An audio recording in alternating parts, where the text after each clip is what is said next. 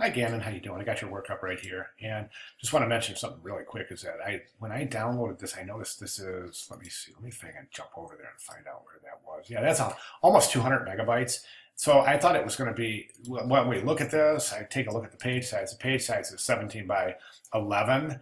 And 200 megabytes is indicating to me that these are very high resolution images, 300 ppi probably. And as you know, for an electronic presentation, you don't have to include 300 ppi images. It's just unnecessarily bloating the file size. So you definitely want to optimize your images for screen view.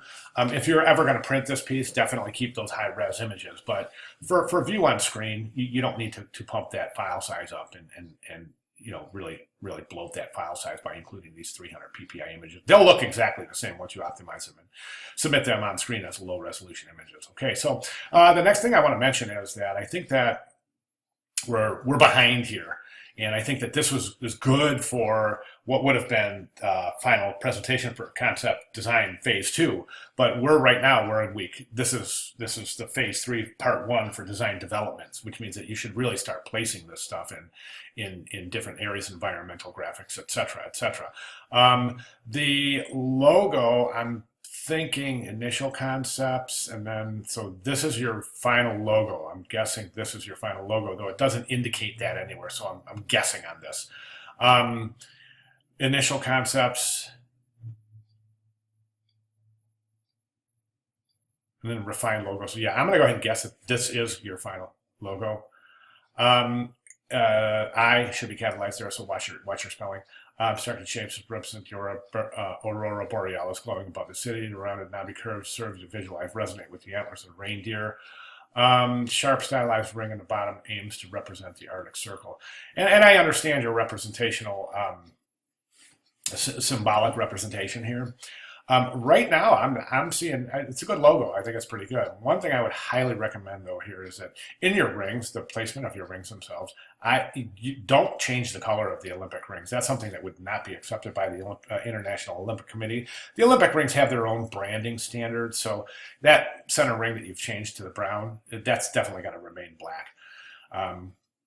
Okay, so the next thing I would say is that the actual color of 2022 and this line separating, this vertical line separating Rovaniemi from 2022, I think is unnecessary. I also think this typeface here is going to fall apart. Well, it will fall apart at smaller sizes, and I'll show you that in 1 second. But so I would definitely consider recomposing the typography.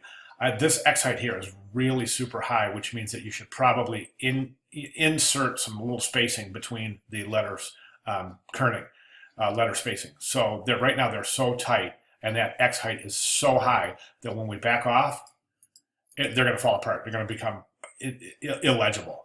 And we can clearly see that 2022 is now, it's no longer visible. And the reason for that, again, is that it's a tall, very thin typeface. Not very robust at all, so it's not going to hold up at small sizes. For that reason, I think that this is a mistake showing it in yellow, because it's going to lose contrast and it's going to lose visibility. Okay, so as far as mechanics of the logo itself goes, I would not include the rings as part of the logo. Right now, that looks like your logo, and the rings are not part of your logo. Again, the rings have their own branding standards. That's why quite often you see, if we go, let me do this real quick. I'm just going to jump over here, and I'm going to go to new window, and let's look at Olympic logos. For some reason, my computer is just frozen up. Hang on 1 second. Okay, so I just kind of wanted to show you that quite typically you see the logo, the rings at the bottom of the logo are separated from the mark itself. And the reason, of course, is that you don't want the rings to be confused with part of the mark. Okay, so for that reason, going back to your work, I would remove those rings from so close so that they aren't misidentified as part of the logo. That would probably encroach on International Olympic Committee branding guidelines based on the rings themselves. For that reason, what I would recommend is I would take the rings, put them below Rovaniemi, and move Rovaniemi up, so you're making a logical grouping of the mark with Rovaniemi as opposed to the mark with the Olympic rings, place the Olympic rings on the bottom so that we identify as such with being the logo for the event. I think the pictograms are really super interesting. I think they're done very well. Nice visual continuation between the mark itself and the pictograms. So again, I just want to say that yes, this is underdeveloped because at this point we should be placing. And if you go through, go through the some of the other posts, and you can see that. Let me show you Erica's. Erica, sorry, I probably should have asked permission before I did this, but it's a public forum, so we're all good. Let me show you Erica's. Whoops. Erica, where are you? Right here.